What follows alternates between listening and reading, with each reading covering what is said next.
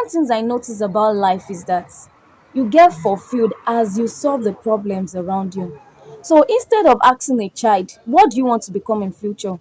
Why don't you just go ahead and ask them what problem do you want to solve and why? Then thereafter, you can start coaching them on those different aspects, interesting way that they can use in solving those problems.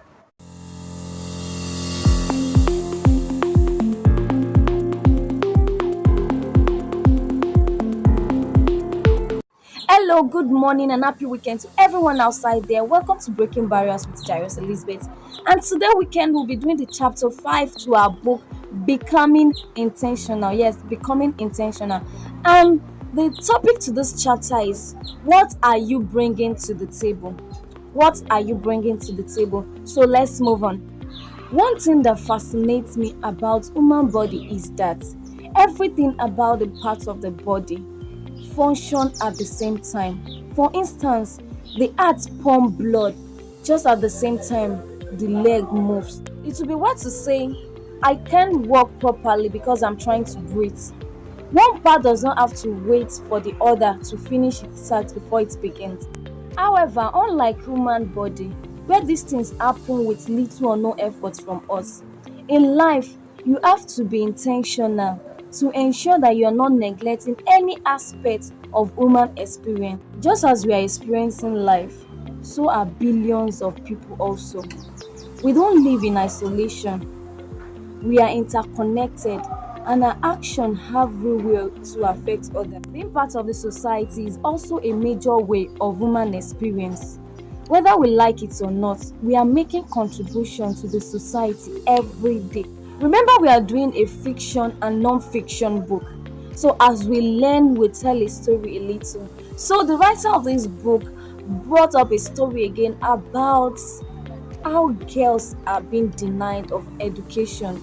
Yes, how girls are being denied of education. Back then in a primary school, yeah, there's this girl she knew, and who has two other sisters.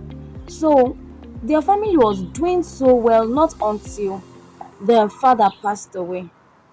So the uncles came in and collected all their possession, everything the father has, just because the father has no male child. Imagine.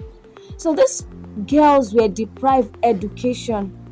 They moved from having a roof over their head to not affording education. And this went on and on until they could not afford their basic amenities.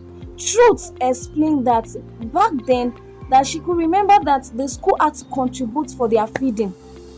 And since then, they had nothing about those girls again. Maybe they were moved to live with some relatives so they could work in exchange for their daily living. Who knows? As a kid, she did not feel right about this. She feels so uncomfortable, feeling so bad, and she determined to do something about it even at that little age.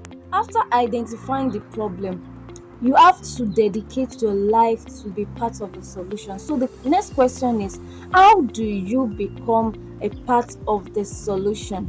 There are several ways you can be part of the solution. The next task is finding the space you can be most effective in. Let's take the educational aspect for an instance. Yeah, some will say, I want to become a teacher so I can impart knowledge to people. Some will say, I don't want to become a teacher. I don't want to stand in front of the class teaching. I want to become an advocate. What does an advocate do? Ensuring that there is constant improvement in the educational system. But some will say, I don't want to become a teacher. I don't want to become an advocate. I want to become a lecturer. So maybe training others to become a teacher or to become other things in life. All these things and many more are valuable contributors to educational system. And every single one of them has a solution to the problem of education.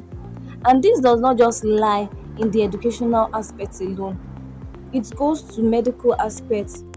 Some will say, I don't want to become a dentist.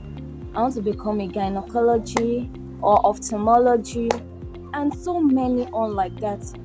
However, if you're just starting life, you can just proceed in gathering the relevant knowledge, skills, and experience in order to contribute to that sector you've chosen.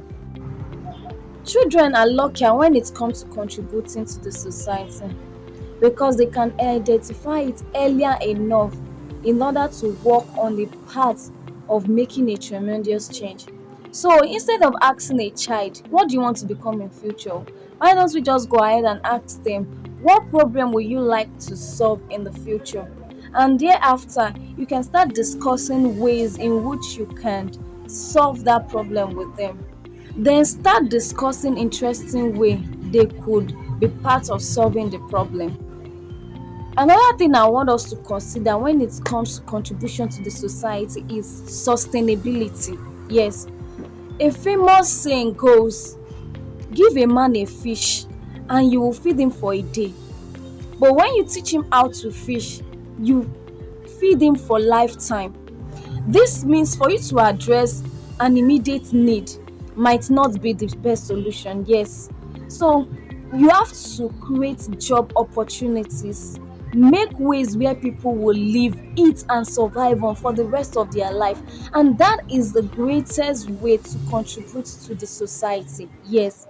Like I said earlier in our previous review, it is not too late to make a change. It is not too late to plan. It is not too late to set goals. You can just go ahead right now, take a pen and write those things down. Work on them and see yourself fulfilling them. Yes, we've come to the end of our review for today. Thank you for listening.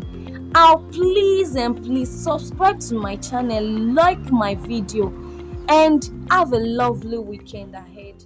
Love you guys.